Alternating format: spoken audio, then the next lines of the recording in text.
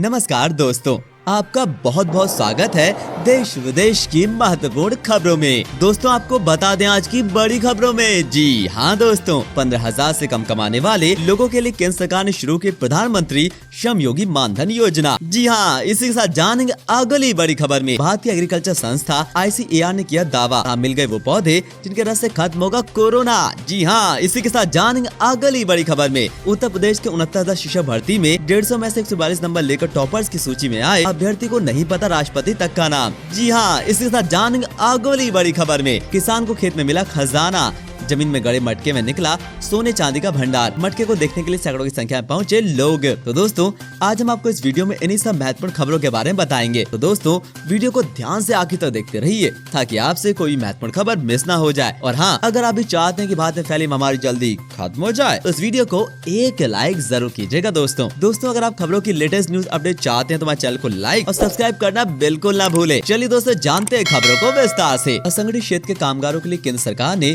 प्रधानमंत्री श्रम योगी मानधन योजना शुरू की है। इससे कचरा उठाने वाले घरेलू कामगार, रिक्शा चालक, धोबी और खेतिया मजदूर इसका फायदा उठा सकते हैं। तहत प्रत्येक श्रमिक को 60 साल की उम्र पूरी होने के बाद प्रति माह 3,000 रूपए की न्यूनतम पेंशन मिलेगी। के आवेदन के लिए आप नजदीकी कॉमन सर्विस सेंटर पर जाकर रजिस्ट्रेशन करवा सकते हैं। इसके अलावा आप LIC की शाखा, EPFO या केंद्र और राज्य सरकार के लेबर ऑफिस में भी जाकर आवेदन कर सकते हैं। इसी के साथ बढ़ते अपनी अगली बड़ी खबर की तरफ। कोरोना वायरस के खौफ से लोग घरों में बैठने को मजबूर हो गए हैं। गर्मी के दिनों में लोग पर्यटन के ख्याल से घर से निकलते थे, लेकिन बच्चों की छुट्टियां होने के बावजूद लोग लंबी दूरी की यात्रा से बच रहे हैं। रेल मंत्रालय द्वारा चलाई जा रही 230 स्पेशल ट्रेनों में से ज्यादातर ट्रेनें खाली चल रही हैं। नई दिल्ली और मुंबई जाने वाली तो ज्यादातर ट्रेनें खाली हैं। IRCTC की वेबसाइट पर अगले महीने सभी दिशाओं में जाने वाली ट्रेनों में सीट मौजूद हैं। चलिए दोस्तों बढ़ते अपनी अगली बड़ी खबर की तरफ। देश में कोरोना वायरस संक्रमण के आधे से ज्यादा मामले शीर्ष 7 शहरों दिल्ली, मुंबई, कोलकाता, चेन्नई, अहमदाबाद, इंदौर और पुणे में सामने आए हैं। कुल संक्रमित मामलों के 60% और कुल मृतक संख्या के 80% मामले इन 7 शहरों के हैं। देश में शनिवार को संक्रमण के करीब 10,000 नए मामले सामने आने के बाद संक्रमितों की कुल संख्या बढ़कर करीब 2,40,000 के नजदीक पहुंच गई है। आज शनिवार को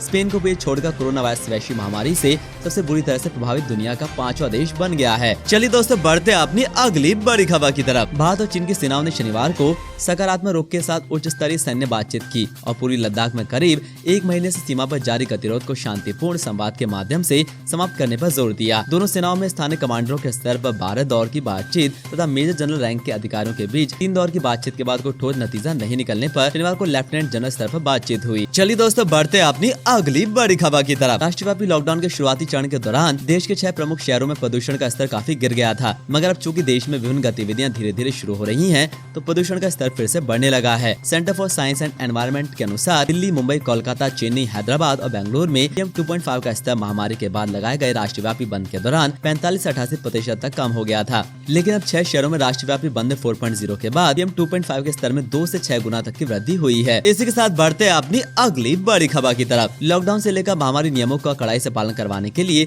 सरकार कई नियम बना चुकी है। इन्हीं में से एक मास्क पहनना भी है, और अगर कोई बिना मास्क पहने घर से बाहर निकलता है तो उसका चालान काटा जा सकता है। यूपी के कानपुर में IG मोहित अग्रवाल निरीक्षण के दौरान मास्क लगाना भूल गए थे, तो उन्होंने खुद 100 रुपए का चालान कटवाया। चलिए दोस्तों बढ़ते अपनी अगली बड़ी खबर की तरफ। उत्तर प्रदेश में 69,000 शिक्षक भर्ती में टॉपरों की सूची में से आने वाले अभ्यर्थियों को सामान्य ज्ञान के सवालों का भी जवाब नहीं मालूम। ASP अशोक वेंकटेश ने बताया कि 69,000 सहायक अध्यापक भर्ती में फर्जीवाड़ा कर पास हुए धर्मेंद्र, विनोद समेत 3 अभ्यर्थियों को गिरफ्तार किया गया है। पूछताछ में पता चला है कि धर्मेंद्र को शिक्षक भर्ती परीक्षा में 150 में से 142 नंबर मिले थे। ASP ने धर्मेंद्र से जब पूछा कि देश का राष्ट्रपति कौन है तो उसका जवाब नहीं दे पाए। इसके बाद सामान्य ज्ञान के सवाल पूछे गए, लेकिन वो जवाब नहीं दे पाए। चलिए दोस्तों बढ़ते अपनी अगली बड़ी खबर की तरफ। कोरोना संकट के दौर में लोग ATM जाने से डर रहे हैं, वहीं दुकानदार नकद लेने या कार्ड को स्वाइप करने में डर रहे हैं। इसे देखते हुए बैंक कॉन्टैक्टलेस ATM लाने की तैयारी कर रहे हैं। कॉन्टैक्टलेस ATM में ग्राहकों को स्क्रीन पर QR कोड को स्कैन करने के लिए बैंक के स्मार्टफोन ऐप का इस्तेमाल करना होगा।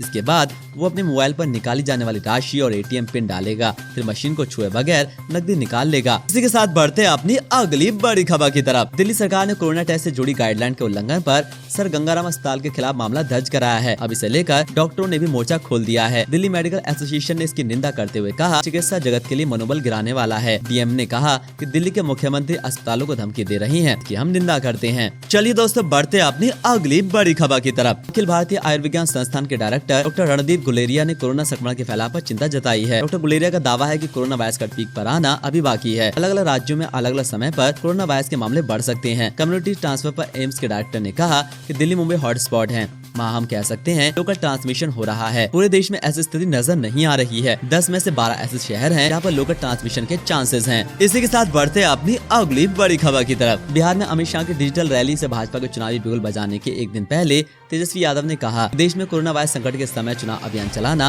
राजनीतिक फायदा लेने की कोशिश है। उन्होंने आरोप लगाया कि भले ही लोगों की जान चली जाए, लेकिन भाजपा पार्टी की दिलचस्पी केवल चुनावी जीत में है। चलिए दोस्तों, बढ़ते अपनी अगली बड़ी खबर की तरफ। उत्तर प्रदेश के नोएडा में 9 महीने की गर्भवती महिला को लेकर उसका परिवार 13 घंटे तक अस्पतालों के चक्कर काटता रहा, लेकिन सभी ने उसे भर्ती करने से मना कर दिया और अंततः उसकी मौत हो गई। इस मामले को गंभीरता से लेते हुए गौतम बुद्ध नगर के जिलाधिकारी सुहास एलवाई ने इस मामले की जांच के लिए एक समिति बनाई है। चलिए दोस्तों, बढ़ते अपनी अगली बड़ी खबर की तरफ। कोरोना वायरस संक्रमण से बचाव के लिए जानकारी देने वाली सरकारी ऐप आरोग्य सेतु ऐप मई में भी दुनिया के टॉप 10 डाउनलोड किए गए मोबाइल ऐप में से एक बना हुआ है। नीति आयोग के मुख्य कार्यकारी अधिकारी अमिताभ कांत ने ट्वीट कर कहा, आरोग्य सेतु ऐप लॉन्च किए जाने के बाद मई में लगातार दूसरे महीने दुनिया भर में शीर्ष 10 डाउनलोड किए गए मोबाइल ऐप में से एक बना हुआ है। इसी के साथ बढ़ते अपनी अगली बड़ी खबर की तरफ। विश्व स्वास्थ्य संगठन WHO ने भारत के आयुष्मान भारत योजना की तारीफ करते हुए कहा, इसके क्रियान्वयन में तेजी लाकर देश कोविड-19 से बेहतर तरीके से निपट सकता है। WHO ने कोरोना के संक्रमण को रोकने में भारत की कोशिशों की तारीफ की है। WHO ने कहा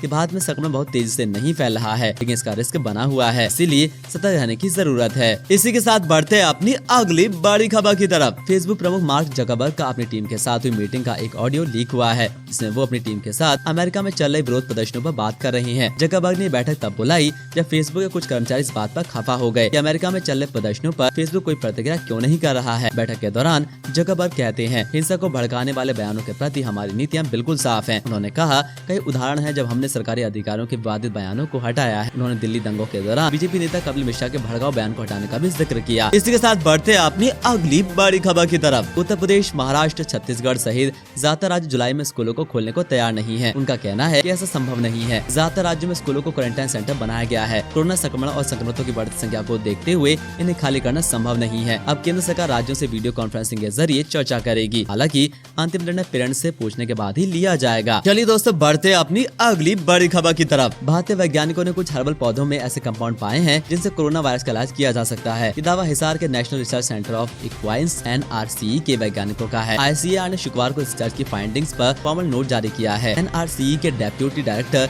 जनरल BN त्रिपाठी ने कहा कि इस हर्बल प्लांट्स के कोरोना वायरस को खत्म करने के सकारात्मक नतीजे सामने आए हैं। इस प्लांट का देश में कई आयुर्वेदिक दवाएं बनाने में इस्तेमाल भी हो रहा है। इसी के साथ बढ़ते अपनी अगली बड़ी खबर की तरफ। इन दिनों बिहार की राजनीति में हलचल देखने को मिल रही है। लोक जनशक्ति पार्टी के युवा राष्ट्रीय अध्यक्ष चिराग पासवान मुख्यमंत्री नीतीश कुमार से नाखुश दिख रहे हैं। उन्होंने बिहार सरकार द्वारा लॉकडाउन के दौरान तब प्रवासी संकट से निपटने के लिए किए गए उपायों को लेकर असंतोष व्यक्त किया है। बिहार में सत्तारूढ़ JDU ने शनिवार को अपने राष्ट्रीय अध्यक्ष और मुख्यमंत्री नीतीश कुमार पर चिराग पासवान द्वारा की गई परोक्ष टिप्पणी को दुर्भाग्यपूर्ण बताया है। चलिए दोस्तों, बढ़ते अपनी अगली बड़ी खबर की तरफ। दोस्तों, बचपन में आपने कई ऐसे किस्से सुने होंगे जहाँ किसी गरीब के घर में खुदाई के दौरान सोने से भरा मटका मिला था, लेकिन अब ये किस्सा हकीकत में बदल गया है। ये घटना तेलंगाना की है। यहाँ जब एक किसान ने खेत की खुदाई की तो जमीन के अंदर एक मटका मिला। इसके अंदर ढेर सारे सोने के सिक्के, चांदी और कई गहने मिले। प्रशासन ने फिलहाल इसे अपने कब्जे में ले लिया है और उसकी जांच चल रही है। इसी के साथ बढ़ते अपनी अगली बड़ी खबर की तरफ। फर्जी प्रमाण पत्रों के आधार पर यूपी के 25 जिलों में